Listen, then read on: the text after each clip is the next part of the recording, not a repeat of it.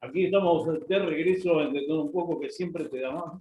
Y estamos transmitiendo para toda la región por FM 92.9 y para todo el mundo por www.fm929redelacostamardelplata.com.ar. Y hoy tenemos el honor de estar en comunicación con el doctor Jesús Salce de la Armada de México.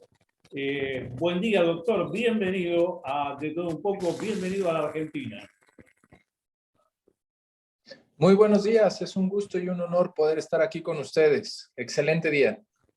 La verdad es que, bueno, hace un montón de tiempo que venimos siguiendo el tema que nos convoca, que son estos, a mi juicio, uno de los descubrimientos más trascendentales de este siglo, del siglo XXI, y que está poniendo en contexto quizás una historia no contada, una historia oculta de nuestro planeta.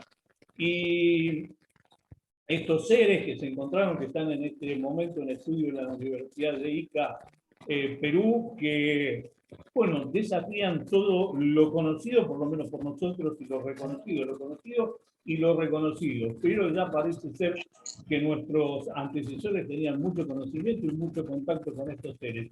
Quería que nos cuente un poquitito y que le cuente al público que viene siguiendo, muchos de ellos vienen siguiendo también este tema, de su participación. Lo hemos nombrado acá muchísimas veces también. Nunca habíamos tenido el honor ni la oportunidad de hablar con usted. Y bueno, gracias por estar y vamos al tema. Bueno, sí, efectivamente, yo estuve presente ahí en el año 2017, justamente en Perú, invitado por el señor Jaime Maussan, precisamente para ver estos cuerpos y estas piezas de cuerpos que llamaron mucho la atención del Instituto INCARI y que nos pidieron que los analizáramos. Entonces tuve el honor, el privilegio de estar ahí en el 2017, y una vez que llegamos al Instituto INCARI, pues nos presentaron unos muñequitos muy extraños, chiquitos, de unos 30-35 centímetros de longitud, junto con sus radiografías. Y ahí pudimos observar que no tenían una estructura anatómica que pareciera funcional o que pareciera fisiológica, que tuviera cierta armonía anatómica. Entonces, pues empezamos teniendo esa pequeña decepción, por decirlo de una forma. Pero después de esto nos presentaron unos ya más grandecitos, de unos 60 centímetros, y sus radiografías. Y estos ya eran muy diferentes. Y me estoy refiriendo específicamente a Josefina y a Albert, que fueron los dos primeros que vimos. Y su estructura era completamente diferente y las radiografías mostraban unas piezas, un esqueleto óseo muy distinto, en el cual se podría apreciar que había armonía, que había fisonomía y fisiología de armonía anatómica entre la unión de las piezas óseas. La verdad es que estaban muy bien conservados, y estos sí parecían de un origen biológico. De ahí que nace el interés de poderlos estudiar un poco más, y fuimos a realizarles otras nuevas radiografías ya con unas proyecciones específicas sobre las uniones articulares para confirmar que no fueran armados y que las radiografías fueran hechas en presencia de nosotros para confirmar que no fueran manipuladas. Y nos dimos cuenta de que efectivamente eran unos especímenes, unos cadáveres de especímenes muy particulares, con características únicas que nos llamaron mucho la atención, pero que sobre todo confirmaban su autenticidad y su origen orgánico. Tuvimos la oportunidad de tomar ciertas muestras y resguardarlas para un estudio posterior, ya tanto de carbono 14 como de ADN y de histología, para ver los tejidos. Después de esto nos llevaron a conocer al espécimen del cuerpo denominado María, y también nos enseñaron las radiografías y las imágenes que tenían, siendo impactantes e impresionantes a primera vista. por lo que solicitamos hacerle otros estudios, en específico una tomografía, y en esta tomografía aprovechamos para revisar a los cuerpos de 60 centímetros de Albert y Josefina y el cuerpo de María propiamente.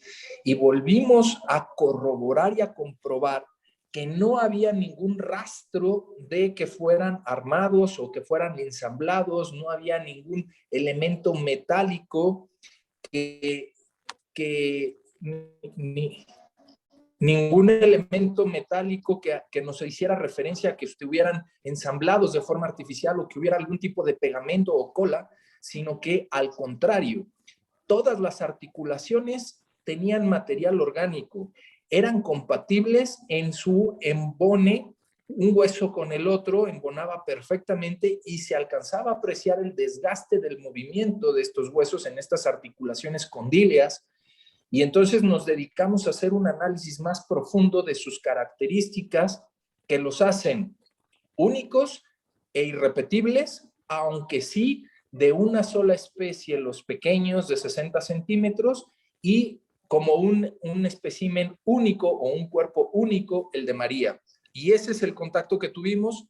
Más adelante platicaré de los análisis y los resultados de los análisis científicos que se les realizaron y cómo llegamos a nuestras conclusiones. María es el de 1,60. María es el de 1,60, es correcto. Tiene, sí. Tiene características distintas, tiene algunas similitudes con los pequeños, pero también tiene características distintas porque tiene cúbito y radio y tiene tibio y peroné. Es correcto.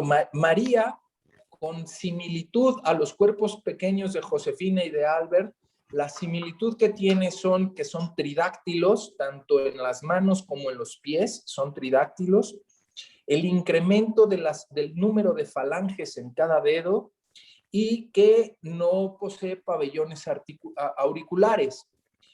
Sin embargo, ya es mucho más grande en tamaño, de 1,60 m o un poquito más, y algunas características ya son muy similares a los patrones anatómicos del ser humano, pero el hecho de que sean similares no significa que sean iguales.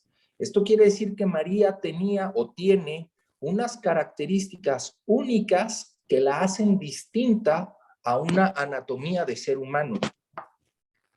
Doctor, María, ¿entraría dentro del orden de los mamíferos? En este momento no podemos determinar que entre en el orden de los mamíferos. A mi parecer, no pertenecería a los mamíferos, pero se requieren más estudios. ¿Y por qué digo que no pertenecería al grupo de los mamíferos? Por dos razones. La primera, porque no se le aprecian glándulas mamarias, y la segunda, porque no se le aprecia una cicatriz umbilical. Entonces, estos dos rasgos lo extraerían o lo dejarían fuera de la línea taxonómica de los mamíferos. Sin embargo, no puedo certificar al 100% esto porque hacen falta realizar más estudios para determinar a qué tipo de filología pertenece. La verdad que desde el primer momento que uno tuvo acceso a parte de este material o a lo que venía trascendiendo, es apasionante por las líneas de investigación que se pueden abrir ahí, ¿no? Uno de ellos es la motricidad de los pequeños que, bueno, al tener distintas características tendrían determinadas limitaciones o determinadas especializaciones. También lo que se podría impedir o uno puede sospechar que podrían tener hábitos subterráneos también estos seres. Bueno, los pequeños de 60 centímetros tienen unas características muy particulares en donde tienen una mezcla de filología similar a dos especies. Por un lado, tiene la consistencia ósea y las articulaciones óseas muy similares a las aves, pero por el otro lado tienen unas características externas fenotípicas, como por ejemplo la piel o la cara, muy similares a los reptiles. Hay que recordar que las aves evolucionaron de la línea de los reptiles para poder volar. Sin embargo, guardan estas similitudes. Ahora bien, ¿qué es lo que ocurre con estos dos pequeños? ¿En qué tipo de medio ambiente se desarrollaban o desenvolvían? No podría yo determinar que eran subterráneas, acuáticas o terrestres. Lo que puedo determinar es que sí tienen unas características anatómicas que les permitirían un movimiento en la superficie terrestre muy complejo y complicado. No es de fácil articulación, sobre todo por el gran tamaño de la cabeza y el desplazamiento del centro de gravedad en la mecánica de movimiento. Sin embargo, los huesos, al ser muy similares, muy similares a los que tienen las aves, son huesos muy ligeros. Y al ser huesos ligeros, su peso anatómico no era tan severo como para causarles problemas en la deambulación. Es decir, la ligereza de sus huesos, pero su firmeza y solidez les permitía desplazarse bípedamente sobre la faz de la Tierra, sí, pero esto sería mucho más fácil para ellos moverse y desplazarse en un medio acuoso. Doctor, ¿hay en marcha algún trabajo científico sobre estos seres? Porque, bueno, hablando en algún momento con José de la Cruz Ríos López, eh, me decía que, bueno, estaban por ahí en las preliminares de hacer algo, y yo le decía que a veces por una falange o por alguna pieza menor se determina una especie, que esto es tan abrumador, ¿no? Que ameritaría, incluso amerita línea de investigación, porque si bien tengo entendido, tienen todos sus órganos infectados dentro, ¿no? Y algunos de ellos tienen huevos, y algunos de ellos tienen un recorrido distinto a lo de los mamíferos en cuanto a su sistema digestivo. Es correcto. En mi opinión, y esta ha sido mi conclusión desde el principio, desde el 2017, y aún cuando lo presentamos ante el Congreso del Perú, me he mantenido en esta postura. Estas dos especies, los pequeños de 60 centímetros, Albert y Josefina, y el de 1,60 m, que sería María, cualquiera de los dos, requieren de un mayor estudio y análisis que permita determinar su origen. Y esto va en relación a que, en caso de que sean considerados como nuevas especies, requieren de una línea en el árbol taxonómico de las especies, de la evolución de las especies, requerirían de una nueva rama que permita ampliar su conocimiento y hacerlas únicas. Ahora, efectivamente, las pequeñas de 60 centímetros encontramos que tienen órganos, pero lo más relevante de los órganos que encontramos es que tienen un aparato reproductor que estaba en ese momento en funcionamiento. En específico, en Josefina encontramos 3 huevos de grandes dimensiones visibles en la radiografía a simple y en las tomografías. Sin embargo, en la tomografía, en un análisis más minucioso, más pequeño, encontramos los conductos del oviducto en donde había un cuarto huevo en formación y en desarrollo. Esto nos habla de que tenían una capacidad reproductiva ovípara, pero que al mismo tiempo implicaría que estaban vivos y en una etapa de reproducción o de adultez, madurez en su especie cuando fueron muertos o cuando fueron enterrados. Entonces, es una línea completa de investigación que bien permitiría hacer y describir una nueva especie que hasta la fecha, hasta el momento, el día de hoy, no se encuentra en los libros de biología natural, de ciencias naturales, de taxonomía. Por el otro lado, con María, en la tomografía sí efectivamente encontramos que había residuos orgánicos en el interior de la cavidad torácica y de la cavidad abdominal. Y pudimos ver rastros de lo que pudieran ser órganos de corazón, estómago, intestinos, en fin, órganos que pudieran estar ahí presentes, pero que es necesario poder hacer un escrutinio más preciso para determinar qué son y cómo funcionaban. Sin embargo, la anatomía que describe María o que se describe en María sí nos permitiría estimar que tiene una relación más aproximada a una anatomía del ser humano y que por lo tanto lo que esperaríamos encontrar en ella serían muchas similitudes con lo que conocemos al cuerpo humano, pero sus particularidades son las que la hacen muy distinta. Y aquí en lo importante no es cuántos se parecen a nosotros, sino en qué son distintos a nosotros, porque esto es lo que nos permitiría abrir la otra rama del árbol taxonómico para describir una nueva especie. La verdad es que es apasionante tener la oportunidad de poder tener acceso a esto. En que también tengo entendido que hay estudios genéticos que ya son prácticamente irrefutables, ¿no? Porque creo que la paleogenética es una de las ciencias nuevas que están poniendo claridad y están mejorando todo nuestro estudio paleontológico.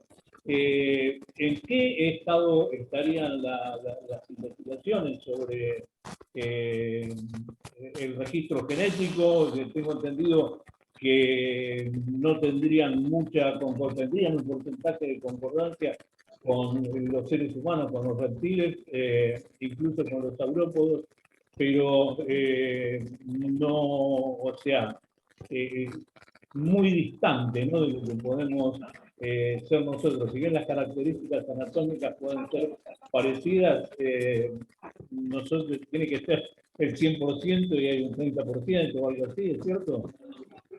Cierto. Aquí vamos a hablar de 3 tiempos en la investigación. La primera fase de la investigación, cuando estuvimos allí en Perú, tomamos muestras y las llevamos a analizar a diversos laboratorios.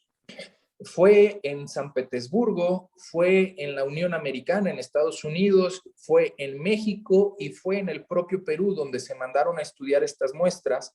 Se hicieron pruebas de carbono 14 para ver la antigüedad de estos cuerpos, en donde la mayoría de ellos tenían más de 700, 800 años de antigüedad. Pero el relevante para mí como estudioso de las ciencias médicas era el estudio de ADN. El estudio de ADN nos reveló grandes sorpresas. Esto pasó a la segunda fase de la investigación, que ya fue en conjunto con la Universidad de Ica y con el Congreso del Estado de Perú, en donde se pudo exponer que el ADN tenía una similitud entre los de 60 centímetros y los seres humanos, una similitud del 60-70%. Y con María había una similitud del 70 al 75%. Y esto podría parecer normal o común y decir, bueno, tiene más del 50%, se parecen mucho, es humano. No, para nada. Muy al contrario. Si nosotros analizamos el ADN humano con humano, hay una similitud del 9.99999. Pero si analizamos el de un ser humano y un primate, un chango, estamos hablando de una similitud de 9.98. Si hablamos del ser humano y una mosca que no se parece a nosotros, estamos hablando de un 99.90%. ¿Ok? Si hablamos de un virus o de una bacteria, estamos hablando de una similitud de un 97%, más o menos. Quiere decir que todas las especies conocidas, todas las especies conocidas, tenemos una similitud en nuestro ADN que nos marca en la evolución natural de las especies, una similitud que va por sobre el 90%, para no entrar en detalles, solo el 90%. Es decir, todos nos parecemos o tenemos un ancestro común del 90%. He aquí lo relevante del caso, que contra un 75-70% con María o un 60% con Josefina y con Albert, nos hace demasiado diferentes en un origen genético, demasiado diferentes. Por lo tanto, si con una especie ya conocida y descrita guardamos solo al máximo registrado un 10% de diferencia, entonces, ¿con qué estamos enfrentándonos en esta descripción de estas dos nuevas especies cuando la diferencia es entre el 30 y el 40% de diferencia? Y aquí viene una frase que repetimos constantemente: no importa cuánto se parezca, sino que lo que realmente es relevante es cuántos somos distintos. Y volvemos a insistir, somos tan distintos que estos cuerpos podrían ser el hallazgo de algo trascendente en el principio de este siglo y de este milenio que podría cambiar la historia, pero para no irme tan lejos, que podría solo cambiar el árbol taxonómico y abrir una rama nueva con dos especies nuevas que necesitan ser estudiadas y que, tercera fase del estudio, actualmente en la Universidad de Ica están bajo custodia y sobre todo están en estudio y análisis constante para tener un mayor bagaje en el conocimiento de estas especies, en donde lo importante y lo relevante es que no están cerradas las puertas, están abiertas para que quien quiera, cualquier científico que desee tener acceso y estudiarlo, pueda acudir a la Universidad de Ica y sumarse a esta investigación.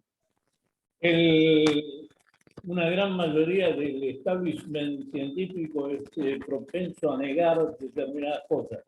Y por eso me refería al estudio científico debidamente publicado, porque sienta un precedente. Yo humildemente considero que este es uno de los descubrimientos más importantes del siglo XXI y me atrevería a decir que de todas las épocas, por lo menos oficialmente y por nuestra civilización, ¿no?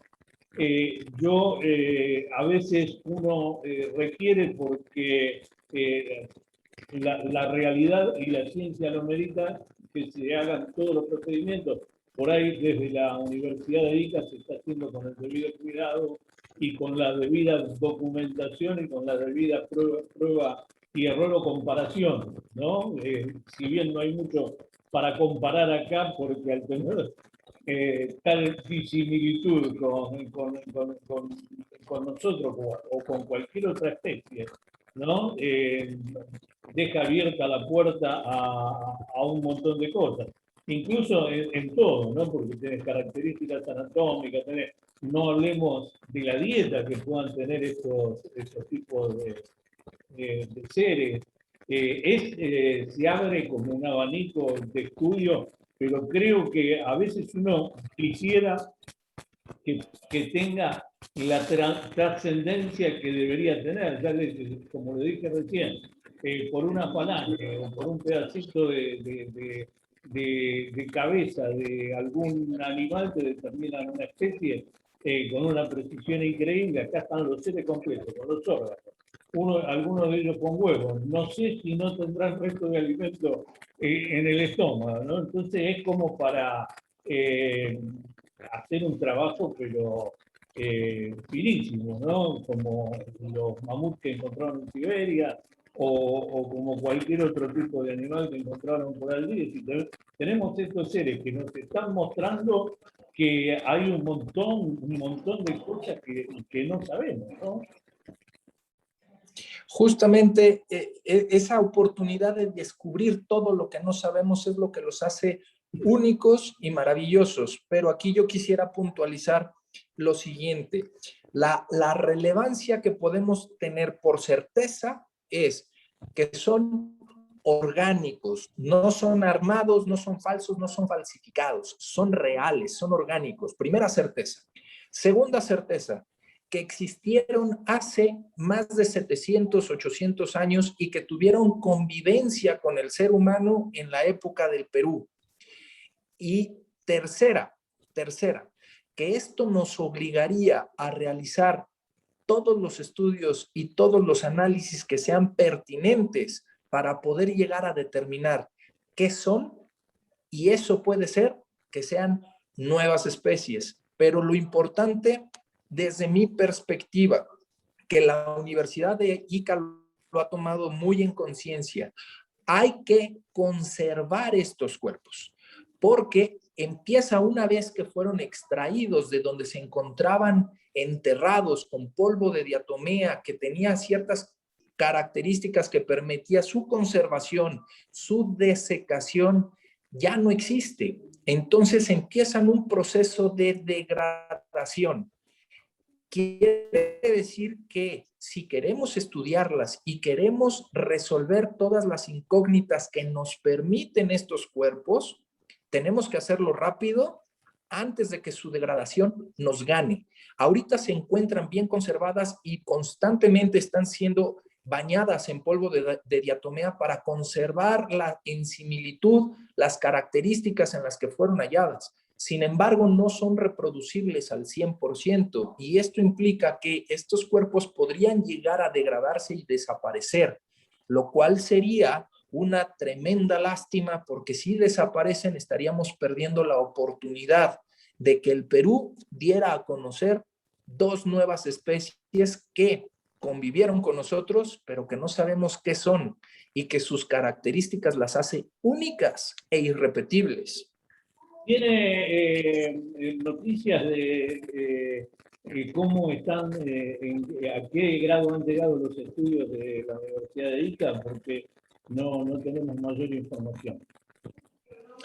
Hasta donde yo tengo conocimiento, y esto me lo compartió mi querido amigo José de la Cruz, los estudios en la Universidad de Ica repitieron carbono 14, repitieron ADN, repitieron estudio de tejidos y están todavía incrementando la calidad en las radiografías y en las tomografías. Están buscando hacer estudios con cortes de tomografía más avanzados, superiores a 124 cortes, lo cual hace que el estudio de las imágenes sea milimétrico y que permita una mejor reconstrucción tridimensional y que permita el análisis de estructuras más finas y más pequeñas a 0.5 de milímetro, es decir, muy, muy alta la resolución y el detalle que nos va a permitir describir lo que encontramos en ellos. Y me parece que ya tienen más cuerpos de los chicos de 60 centímetros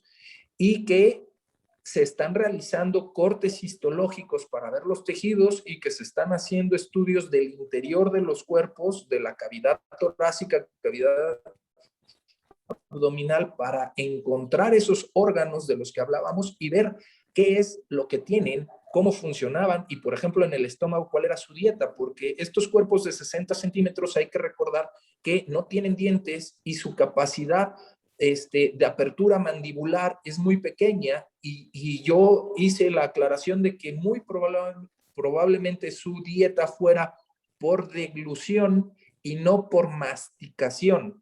Entonces, quizás estos estudios nos permitan llegar a descubrir de qué se alimentaban y cómo era aproximadamente su estilo de vida y de nutrición.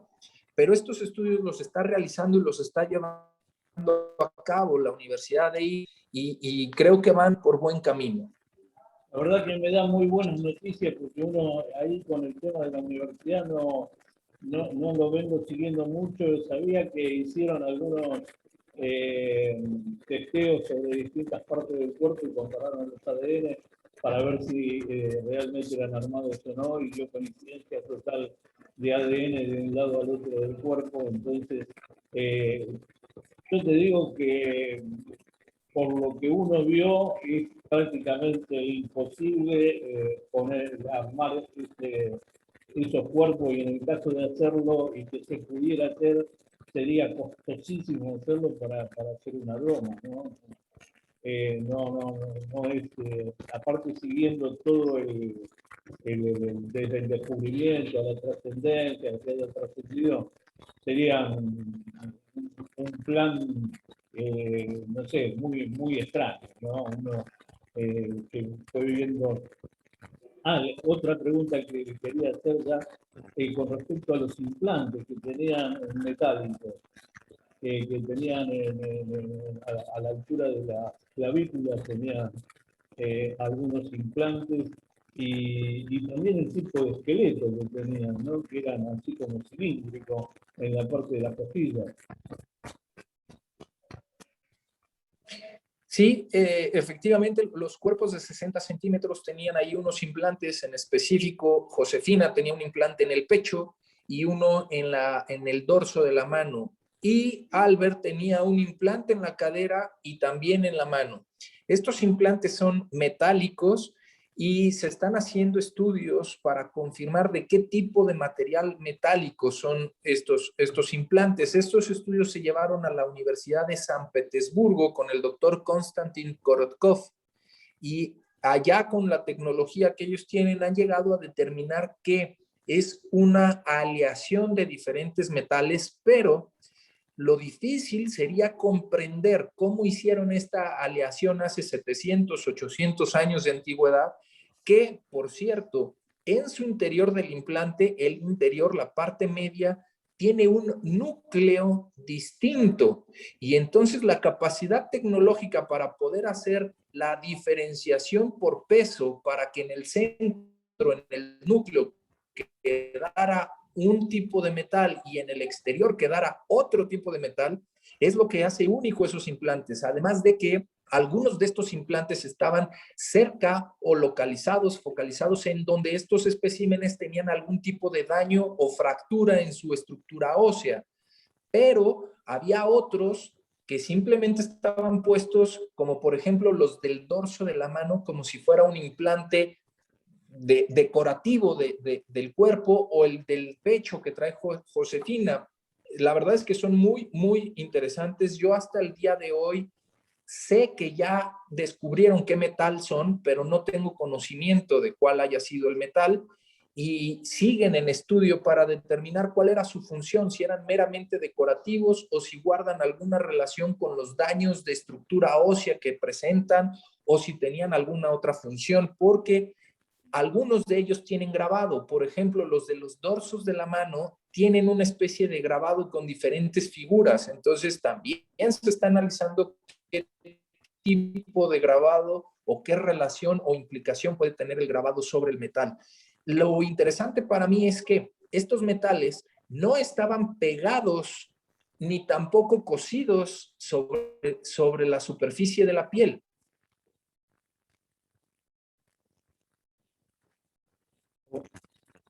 Hola. Hola. Bueno, se nos terminó. Con una técnica de sujeción muy interesante, no común. La verdad es que impresionante.